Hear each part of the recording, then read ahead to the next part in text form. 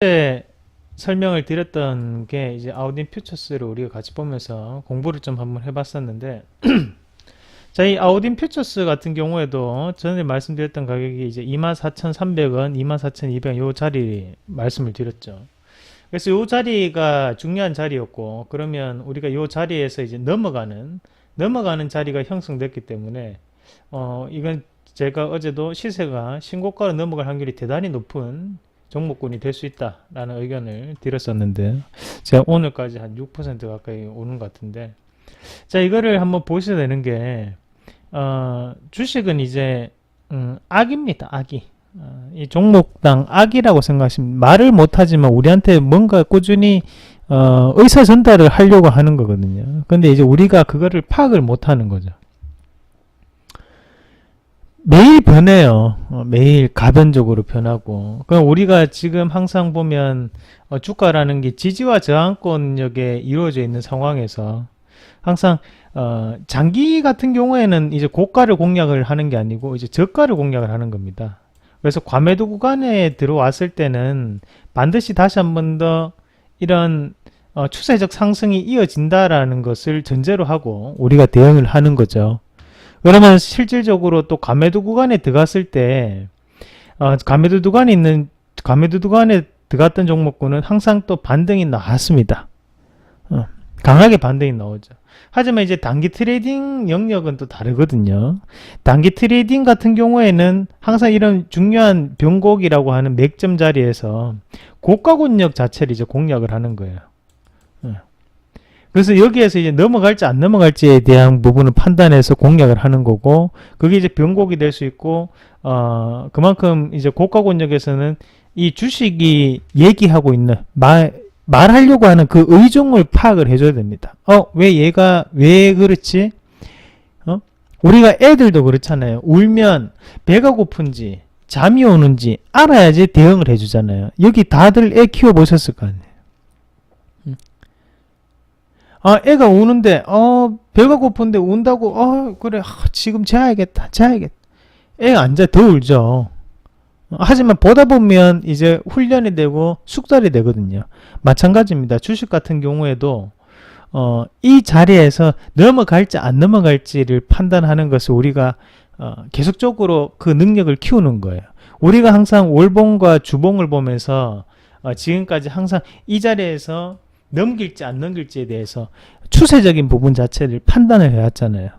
그리고 월봉 같은 경우에는 페이크가 없기 때문에 웬만하면 이 추세가 그대로 들어맞습니다. 하지만 일봉과 분봉 이런 작은 단위로 들어갈수록 기본적인 원칙은 똑같지만 안에서의 변칙적인 부분 자체는 더 많이 존재를 하는 게 분봉과 일봉이거든요. 분봉과 일봉에서는 항상 페이크가 존재를 합니다. 하지만 그 페이크를 참인지 거짓인지를 읽을 수 있는 능력을 키워야 되는 거예요. 그래서 우리가 대응을 하는 거거든요. 그러면 지금 같은 경우에도 마찬가지입니다. 이 아우딘 퓨처스라는 종목이 이 자리에 다시 한번 올라왔을 때 제가 이 자리에 다시 올라온 거는 보내기 위해서 올린다라고 말씀드렸죠. 보내기 위해서. 넘어가는 자리지만 인위적으로 얘들이 뺏고 다시 한 번 더 보내려고 올리는 거다라고 말씀을 드렸어요. 이 부분 자체를 확실하게 구분을 하셔야 돼요.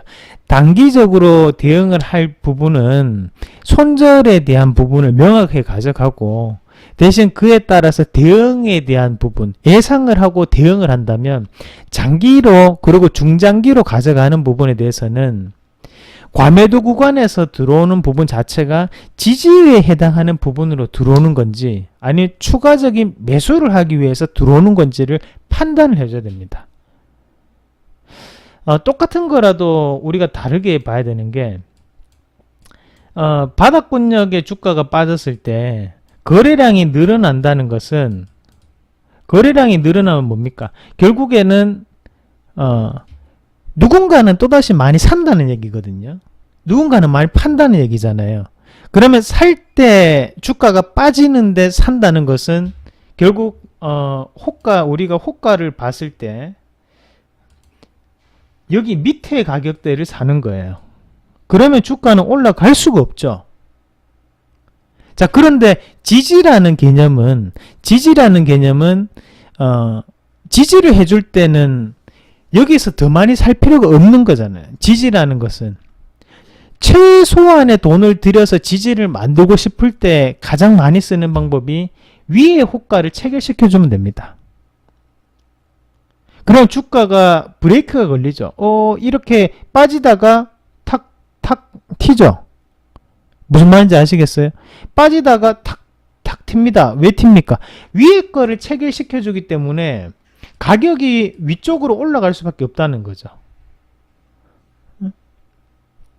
그러면 적은 거래량으로도 불구하고 투자 심리 자체가 여기는 바닥이라고 개인들을 유인하는 그런 효과를 발생시킬 수가 있어요. 하지만 우리가 유통 물량을 줄여야 되는 상황에서, 많이 사야 되는 상황에서는 추가 매수를 하기 위해서는 그렇게 하면 안 되죠. 어디에서 사야 됩니까? 밑에서 사줘야 돼요. 그럼 밑에서 사주면서 거래량을 줄이는 건지, 그걸 보면서 우리가 과매도 구간에 들어갔다, 여기서는 얘네들이 추가 매수를 했기 때문에 평균 가격대가 어떻게 변하겠다라는 부분을 판단할 수 있다면, 고가 권역에 단기적인 트레이딩 관점에서는 그게 통하지 않습니다. 이 두 가지를 철저하게 구분해서 생각을 하셔야 돼요. 보는 방법은 추세적으로 매집에 대한 구간이 이루어져 있는지에 대한 부분에서 월봉을 보면서 우리가 꾸준히 공부를 해왔던 것처럼 그렇게 판단하면 되지만, 분봉과 일봉으로 세세하게 들어갔을 때는 똑같은 기준에서도 다르게 봐야 되는 거예요. 시각을.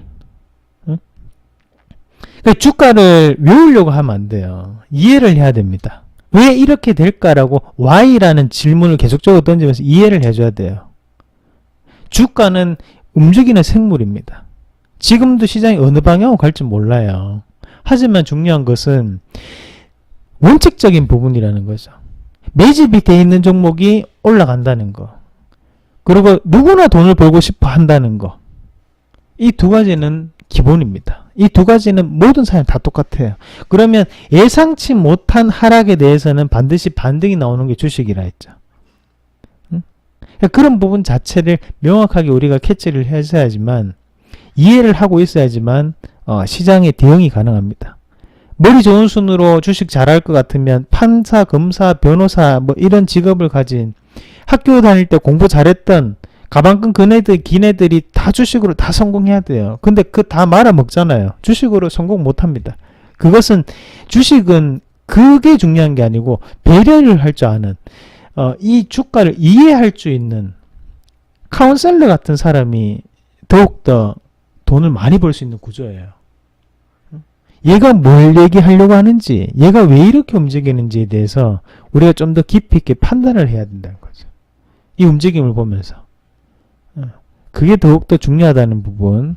그래서 요거는 어제 단기적으로 대응을 했을 때 요 가격대 괜찮은 자리다, 요 가격대 공략을 해야 된다 해서 이제 문자 추천이 나갔었고, 이게 지금 이렇게 올라오는 그런 모습이 나타나고 있습니다. 한 24,200원에서 25,800원, 750원 이렇게 올라와 있는데, 신고가가 좀 더 이어질 확률이 좀 더 높습니다. 그래서 오늘 충분히 올라갈 수 있다는 부분까지 말씀을 드리도록 하겠습니다.